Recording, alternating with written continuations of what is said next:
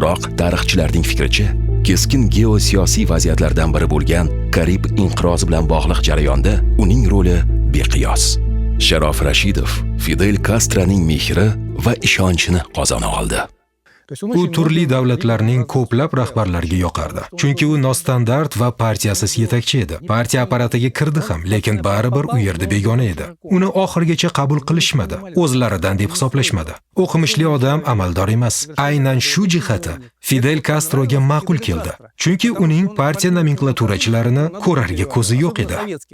Nikita Xrushchev Fidel Castroni chetga surib, John Kennedy bilan muzokaralar olib borganida, u o'z mamlakati taqdirini boshqa ikki davlat hal qilayotganidan qattiq xafa bo'lgan. Uni hatto Karib dengizi inqirozining eng murakkab bosqichiga ham taklif qilishmagan. Mana shu vaziyatda Sharof Rashidovning roli menimcha juda muhim bo'lgan.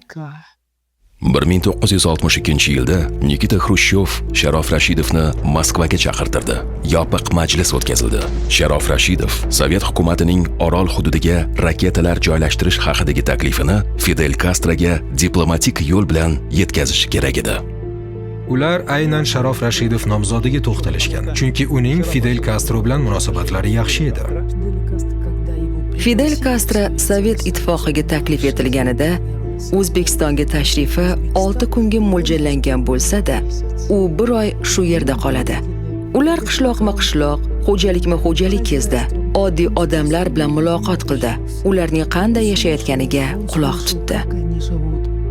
Sharof Rashidovich Fidel Castroni Amerikaga qaratilgan raketalarni joylashtirish zarurligiga ishontirdi.